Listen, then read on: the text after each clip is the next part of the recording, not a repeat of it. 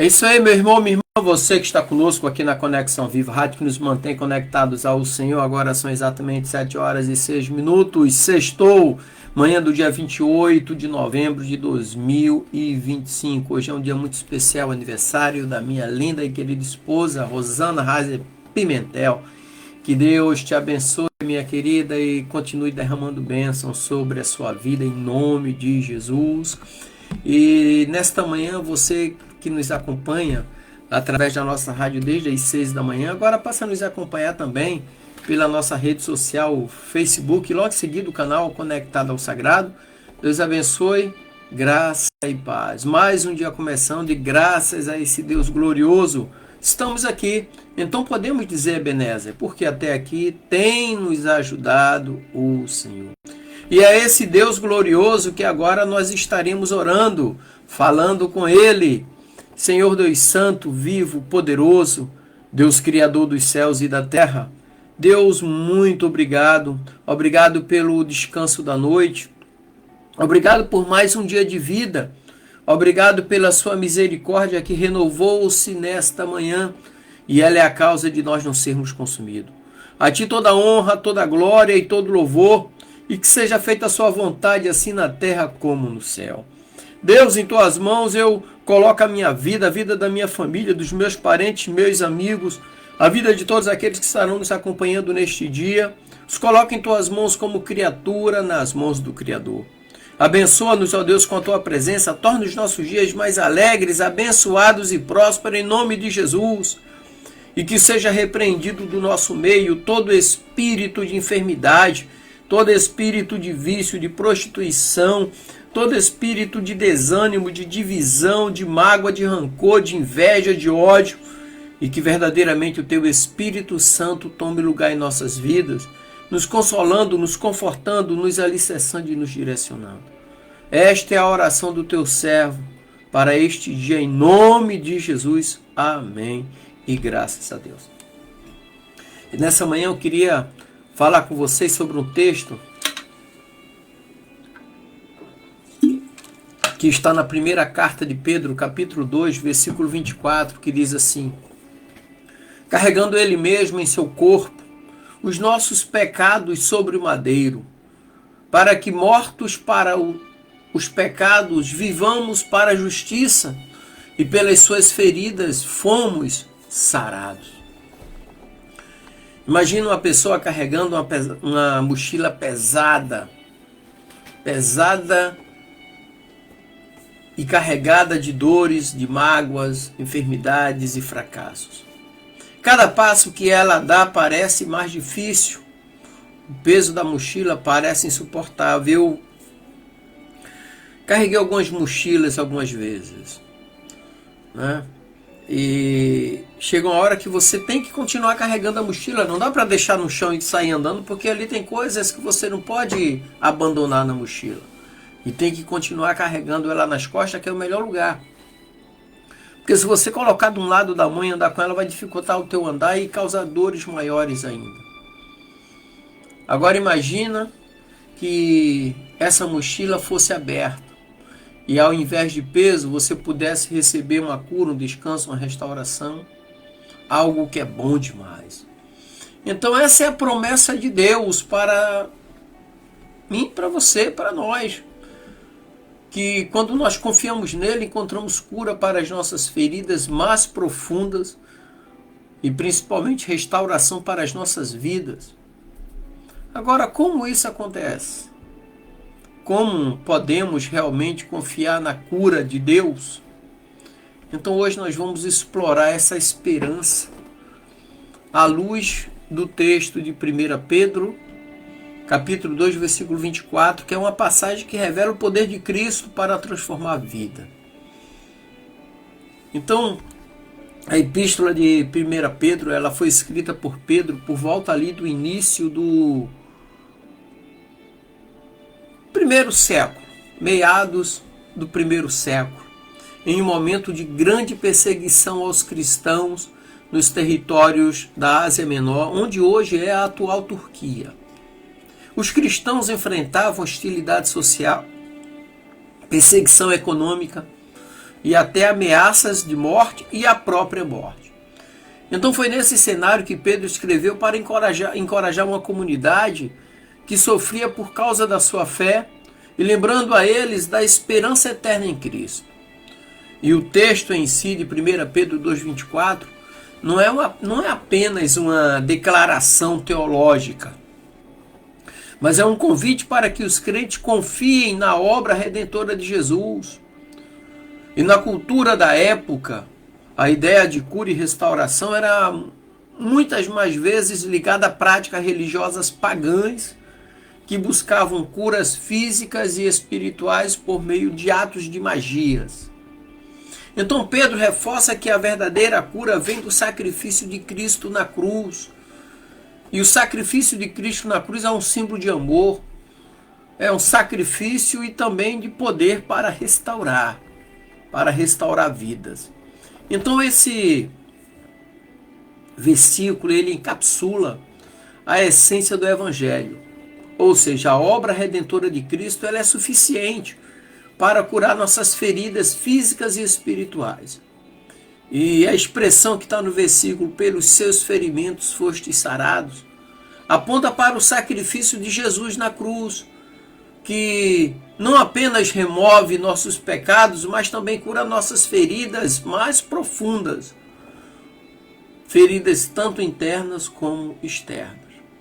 Então a teologia cristã ensina que Jesus, ao sofrer na cruz, ele tomou sobre si nossas dores e enfermidades, nos oferecendo cura e restauração. E juntamente com isso, com a cura e a restauração, vem a esperança. Não se trata apenas de uma cura física, mas de uma restauração integral, emocional, espiritual e física, que só Deus é capaz de concluir na vida do homem, é capaz de realizar na vida do homem. Além disso, o texto evidencia que essa cura é acessível a todos que confiam no sacrifício de Cristo. É uma promessa de esperança para o aflito, para o cansado e para o quebrantado. E quando nós analisamos, fazemos a exegese ali do texto ali de 1 Pedro, capítulo 2, versículo 24, quando diz assim, em seu corpo, ali destaca a humanidade de Cristo que sofreu fisicamente na cruz, sofreu a dor física na cruz. E eu já sofri algumas situações de dor, né? O último recente foi a ruptura total do meu tendão de Aquiles. Eu estava numa reunião na sede da Igreja do Nazareno em Florianópolis, que a minha esposa é secretária do Distrito de Santa Catarina, e eu estava brincando com duas crianças ali de futebol, mas eu estava no gol. Peguei a bola, quando fui chutar para ele, eu senti uma pancada no tornozelo e caí. E foi meu tendão que rompeu, do nada. E eu saí de Florianópolis para Itajaí, diretamente para o ortopedista. Eu tive que fazer uma cirurgia, reconstituir o tendão. E a dor existe, ela é real. Cristo se sacrificou por mim e por você na cruz. Então, quando fala em seu corpo, aqui destaca a humanidade de Cristo, que sofreu fisicamente até chegar na cruz. Ele foi espancado, surrado, e depois sofreu a dor de estar na cruz. E quando fala os nossos pecados, a palavra grega é amartia. Significa não só delitos, mas também a condição de pecado que nos separa de Deus. Jesus restaurou. E a frase seguinte é: para que, mortos para os pecados, vivamos para a justiça. Então a morte de Cristo nos liberta do domínio do pecado, nos chamando a uma vida nova. Vida nova é esta que é alinhada com a justiça de Deus, porque nós somos justificados por Cristo Jesus. E o versículo termina dizendo assim: pelas suas feridas fostes sarados. Então, feridas fala de trauma, ferimento, refere-se a feridas físicas e espirituais também. Então Cristo nos salvou. E Ele, né, Ele nos curou. Ele nos restaurou. Isso Ele fez na cruz. Agora precisamos crer nessa restauração para vivê-las. Então, fostes sarados, o texto diz. Então isso indica que a cura é uma consequência direta do sacrifício de Cristo. Ou seja, uma ação completa e definitiva na vida do homem que é justificado por Cristo. A Bíblia diz assim: todo aquele que nele crer será salvo, mas todo aquele que nele crê, Jesus diz, tudo que pedides ao Pai em meu nome, crendo, recebereis. A fé é essa chave que abre a porta para a cura. A fé é essa chave que abre a porta para a restauração. No hebraico, a palavra cura significa Rafa, por isso que é o Jeová Rafa, o Deus que cura, o Rafael. E aqui também tem ligação com restauração e perdão. Indica que a cura de Deus abrange toda a nossa existência. Lembre-se que quando Moisés falou a Deus através da teofania divina, Deus estava ali na sarça, em forma de fogo, e falava com Moisés, e Moisés, num determinado momento naquele diálogo, falou: mas eu vou chegar lá no Egito, eu vou dizer quem me enviou. E Deus falou: eu sou te enviou. Ou seja, Deus é eterno. Eu sou no passado, eu sou no presente e eu sou no futuro. Ele não disse eu fui no passado, eu sou o presente, eu serei no futuro. Ele diz eu sou. Então ele é no passado, ele é no presente e ele é no futuro, porque Deus é eterno. E ele é o grande Jeová Rafa. Rafa significa cura, ou seja, o Deus que cura.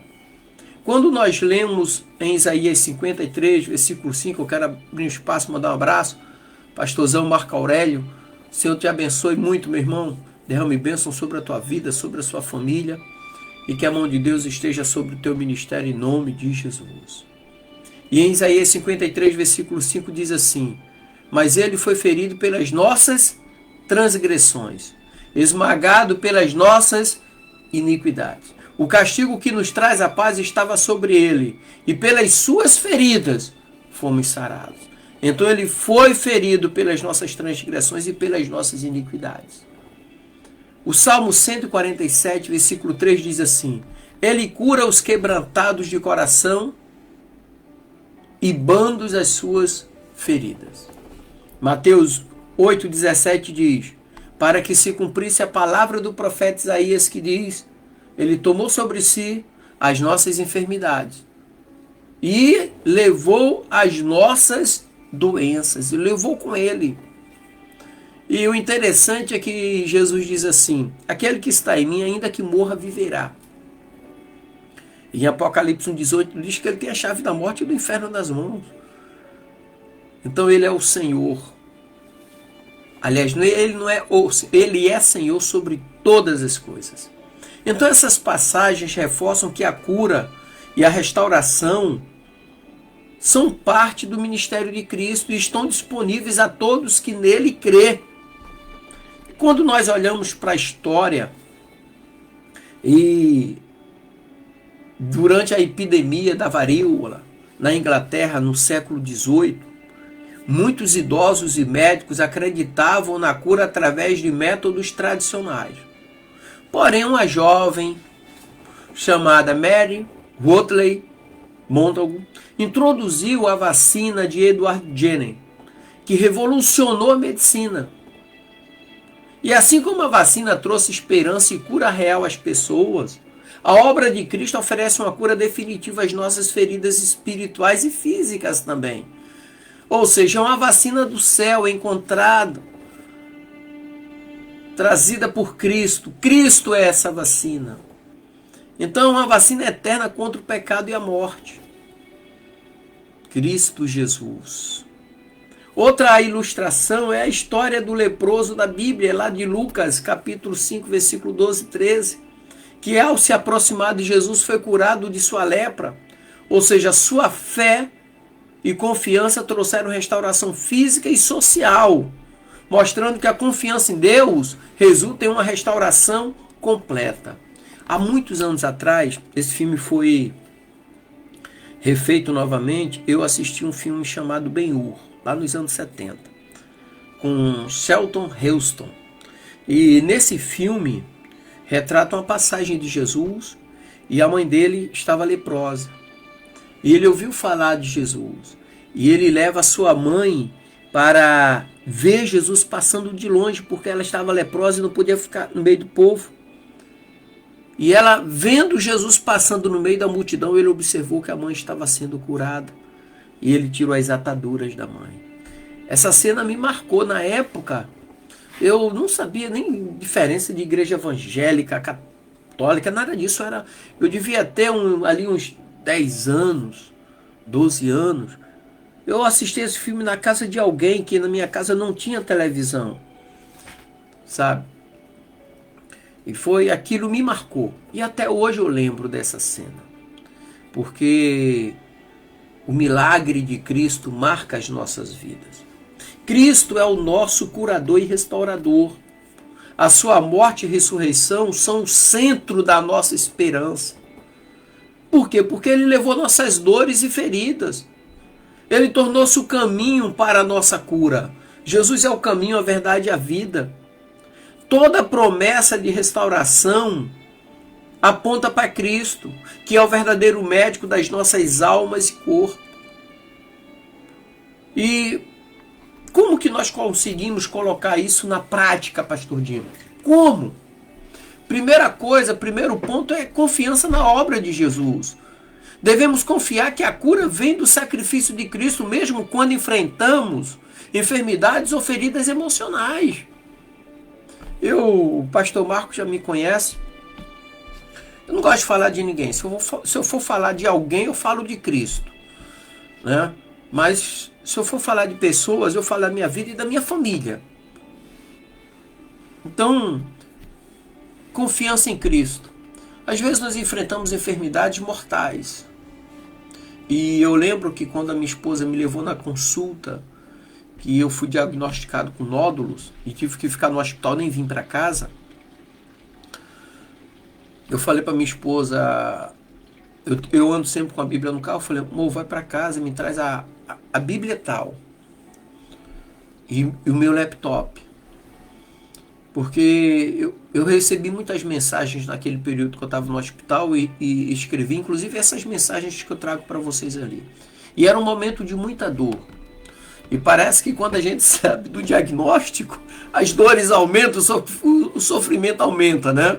Enquanto você não sabe, você não sente nada. Depois que sabe, parece que tudo...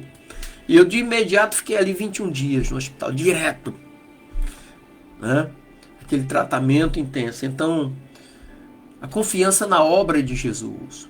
Devemos confiar que a cura vem do sacrifício de Cristo.